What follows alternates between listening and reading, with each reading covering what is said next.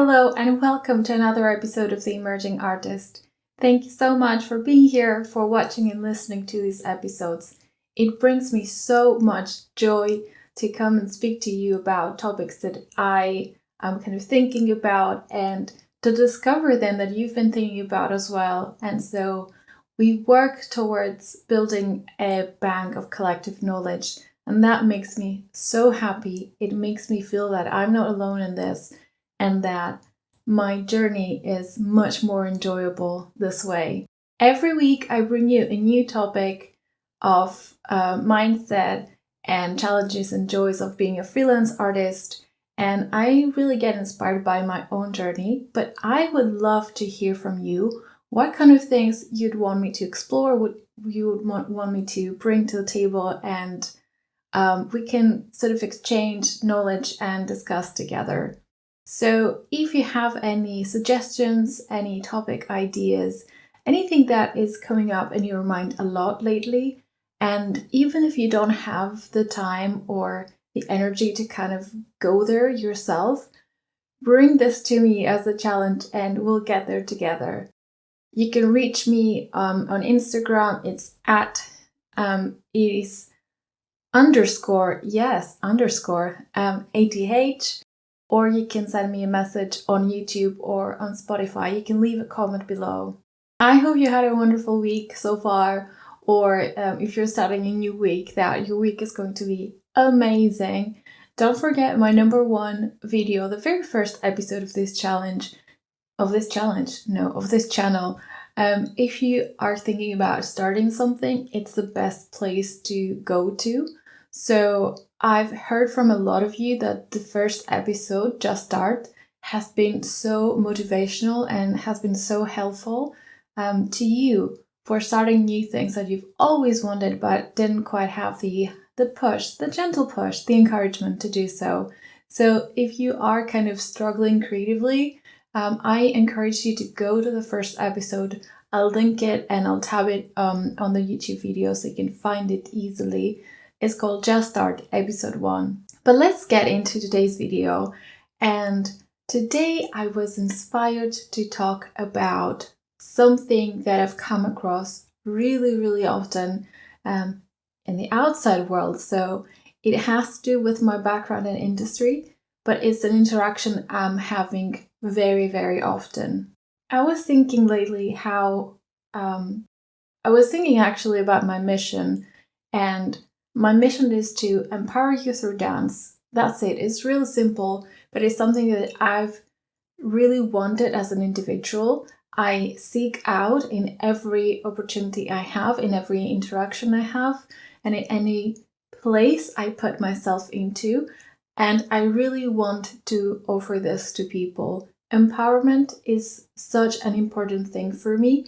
And to me, it means that you support and you nurture and you allow the individual to thrive in their own terms, but you offer that space and time for them to kind of develop and expand and explore their own authentic self and their own identity. So this is something I hold really close to my heart, and I always try to implement in my classes, in my sessions, in my workshops, in my talks, even in groups of people I bring together, even within my friends.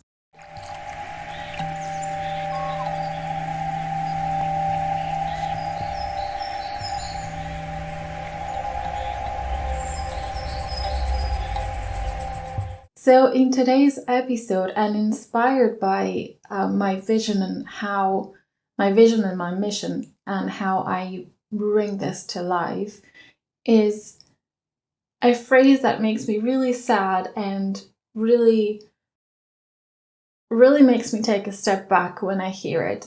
So a very casual situation that I've had is when I'm out with friends or in a group of people that I've never met, and people make small talk. And as I've said in a previous episode, they ask you, like, what do you do? When I say, well, I'm a dancer, I'm a dance teacher, choreographer, And then I go, what about you? People are like, oh, I don't dance. I don't know. Like, I don't dance. And first time I heard that phrase, well, it was actually here in the UK. I was really taken aback. I was like, what do you mean you don't dance? What do you? And I didn't sound judgy.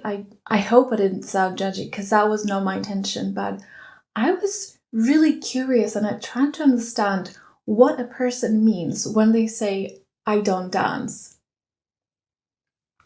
And let me take a pause here and say that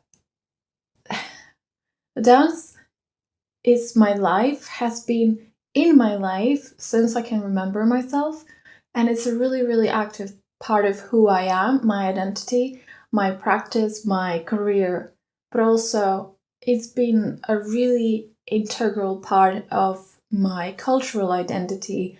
So in Greece, dance is really embedded in our tradition and all of our like events in life. So like it's almost like a stereotype, but it's actually true. That's why it's a stereotype. That, the Greeks would dance to every opportunity, and we will move to any kind of music. Like, we don't have a shyness to move, even in public, even like in any occasion that is more like formal, is less appropriate to do so. So that might come from a cultural background, but also I was thinking that there's something that happened that in the Western culture overall, I can only speak from my own lived experience, that it's not appropriate to dance anymore, and there are not many chances to express ourselves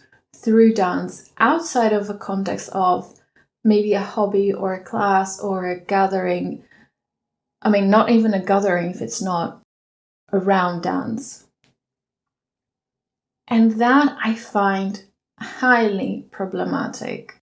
So having someone say to me, I don't dance, makes me feel really sad for all the experiences that they're depriving themselves of, all the joy and the expressiveness and just the numerous benefits of dance. It also makes me really curious as for how did they get to this point of telling themselves that they don't dance?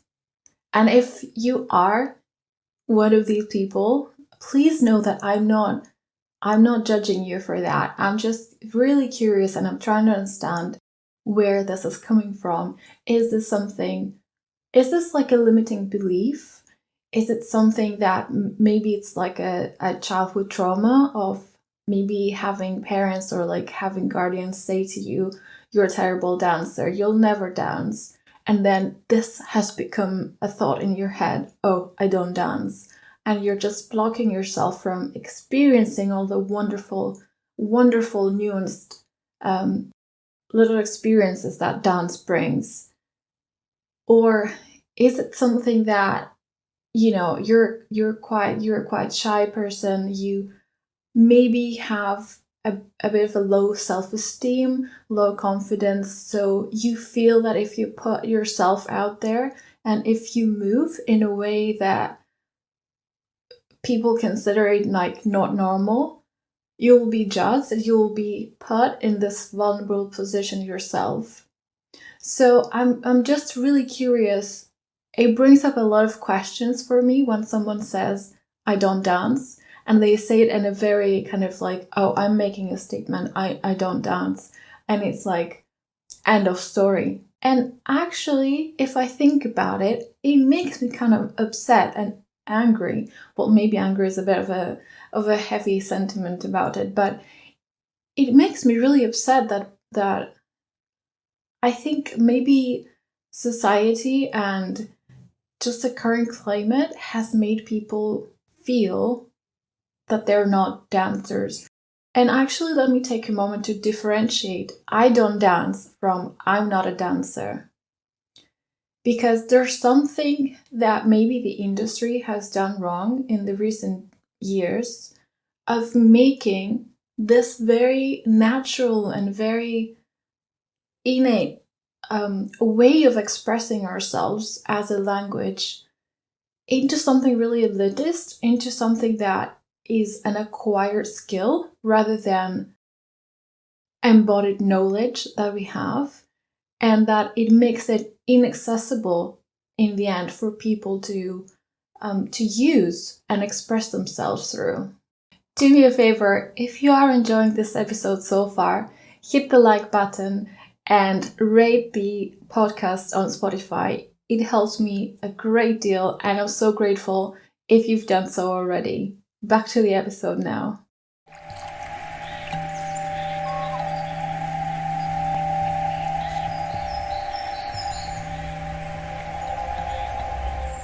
So after having a few interactions like this, I became kind of used to hearing that phrase from many people. And quite often, I don't want to generalize, but quite often this would come from people who have an office-based job.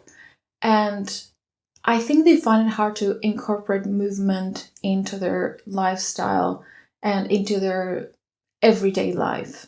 And what I've come to understand from my reaction to it after the initial shock of hearing someone say something like that, I approach this with empathy, and I approach this with curiosity, and I think I'm trying to offer people a different perspective of what dance is and what movement is and who can or can't practice that. Oh, by the way, I think it's everyone, if I haven't made this clear already. So I'm trying to use a really accessible language around dance and movement, and I'm trying to empower people to make that decision for themselves and to really think about where this statement comes from, where this limiting belief or bias comes from against themselves, that they don't dance or they don't move or whatever, they're not dancers. And I'm also trying to break the stereotype of a dancer is a person who has trained, who's a professional, who has, spent numerous hours in doing their craft. And that's not to devalue or diminish all of the wonderful professional dancers that have dedicated their lives to the craft. But what I'm saying here is that I think it's really unfair to not consider everyone to be a dancer, because movement is our common universal language. It's something that we have since we're born. It's just that we don't practice that. So we're kind of shifting our skills and our focus to the intellect more. And to be honest, I don't really know when the shift happened and when all of a sudden we have to sit on a chair and stare at screens all day. How is this more natural? Like in comparison to walking all day long, or like moving, dancing, flowing, rolling on the floor, stepping on the ground and turning around or whatever. Why is the office-based job more natural? The way we move, the way we don't move actually, and the way we sit.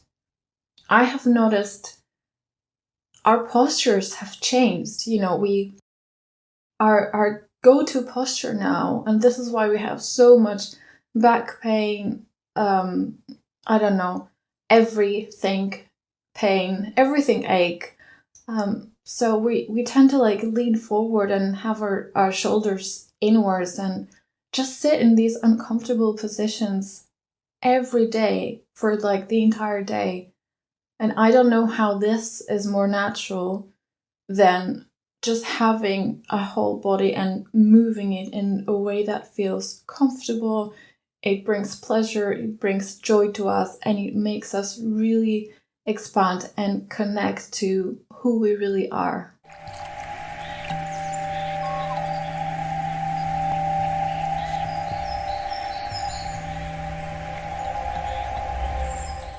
And because of that, exactly because I found out that there are so many people feeling that they can't dance, they don't know how to dance, they don't deserve even to move and to feel the wonderful benefits of dance, which include physical health, mental health, overall well-being, collaboration, the sense of togetherness, musicality. I mean, I can go on and on about the benefits of dance and movement in your life, but I found out there are so many people who are not experiencing them because of their beliefs or because of society pressure, because of the way things work nowadays. And it's become something really unnatural and something really, you need to go to a club to access that rather than having it available around you. My teaching style has changed so much. And I used to deliver lessons and classes, in front of the mirror. I was showing people. And this is kind of, I picked up this teaching style from obviously how I've been taught for a really, really long time. But because of that shift and because of my mission changing, I changed my teaching style from showing to facilitating to empowering to creating that safe and open and welcoming space for everyone to discover their potential. I'm there to support, I'm there to encourage, I'm there to be your biggest cheerleader. And there's nothing that brings me more joy than looking at you, experiencing at your progress and expansion, and just living this whole journey along with you.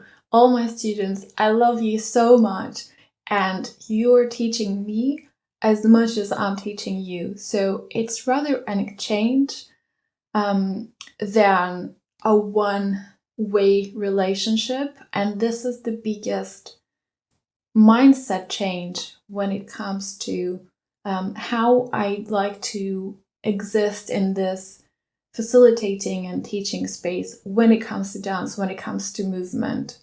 And this is why when someone says, I don't dance, I'm thinking, just come to my class, come to my session, and I hope we can all change your mind about movement so that you can experience more of the amazing benefits and amazing world of movement. I hope this episode encourages you to rethink that phrase if you're someone who thinks they can't dance or they don't dance for whatever reason. And just to say that I appreciate you, and if you have been thinking like that and you want to continue to think like that, obviously that's totally up to you and that's a valid point. I'm just giving you a nudge in case you want to come for a boogie next week.